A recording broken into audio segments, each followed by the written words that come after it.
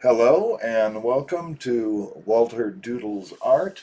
What I'm going to be doing is giving you a brief tutorial about Sumi ink painting, which is one of my favorite styles of art. Here I'm showing you some of the supplies that are needed for this art. I've sped everything up.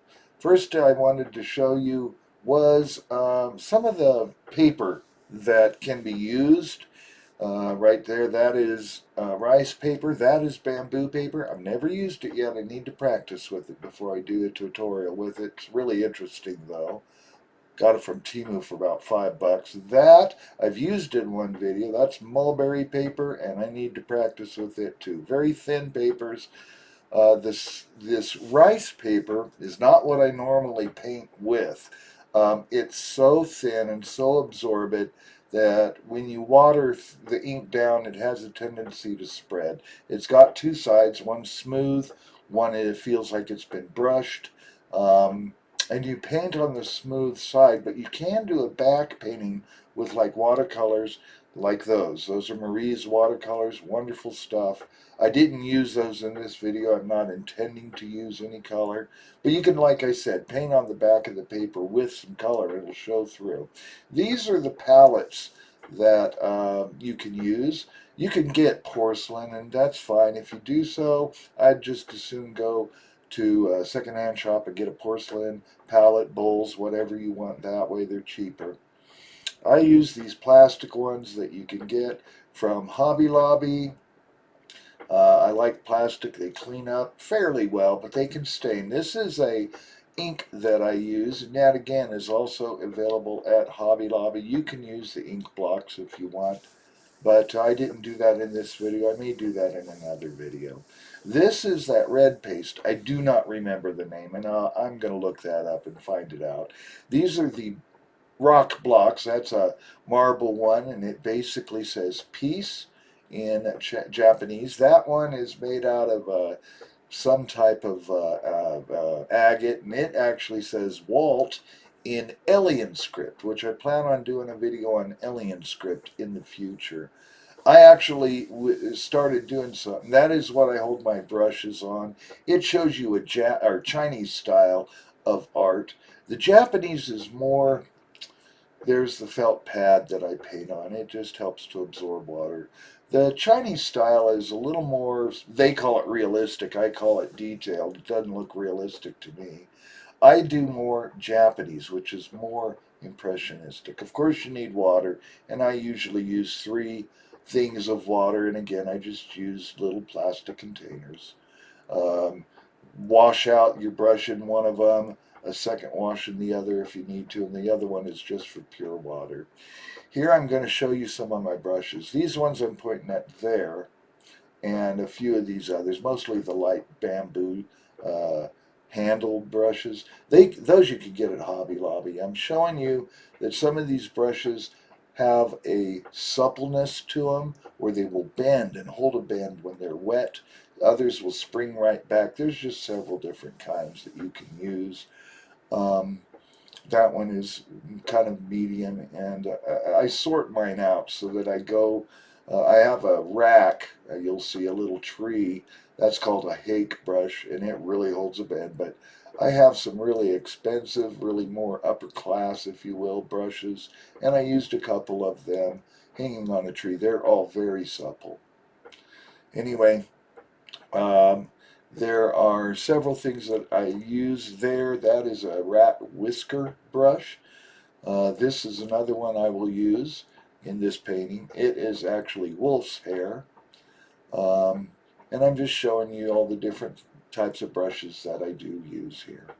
One of the interesting brushes, I actually show it to you in this video, is, okay, that's not one of them, but that I use. This one is made out of baby's hair, and I just love this brush. I don't use it in this video, but it holds a real good bend. I find it good for wispy effects, cloud, mist, waterfall, that type of thing. They actually will cut a baby's hair in Japan at their first birthday, and this is more for the upper class. But anyway, they'll take it to a brush maker, and he'll write out a certificate with the first brush he uses. Those, that red one is a sable. It's a actually a brush that is artificial. It's not. It's synthetic. It's not real hair, but they hold a good bend. And I've lined them up from the stiffer all the way over to those big red ones where they hold it. Here I am, just folding up a little piece of uh, cloth or a paper towel, and I always have to use a piece of scratch paper for testing out my brush strokes on.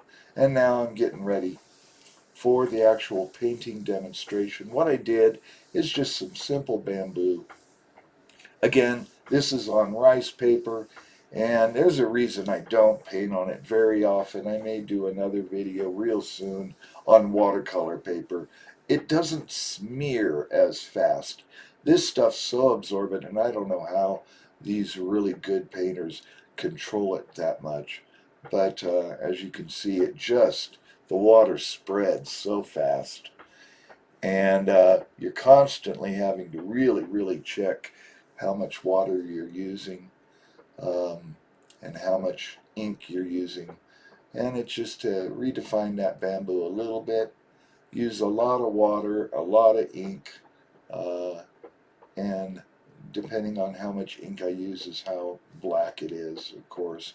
And the lighter stuff, you'll see me do the first set of leaves. When I get to that, they're done with a lot of water, and they're the more distant leaves in the background, so they're not as bright, not as dark, and it's just one of the techniques that I use. Um, I almost do wish I had used watercolor paper for this. I am more used to it, but I did want to try to do something that was a little bit more on the traditional style. So I went ahead and used rice paper, which you can pick up at Hobby Lobby. This is that brand, and maybe I may try. I have a roll of it that I actually got from Blue Heron Art, and that is a Sumi art supply. And most of those brushes I showed you actually come from there, uh, or other places. Here I'm doing the background leaves first, and you can see the water, it just spreads. The ink is not quite so bad, but this water just spread like crazy. Never really happy with that. I prefer a little more control over those strokes.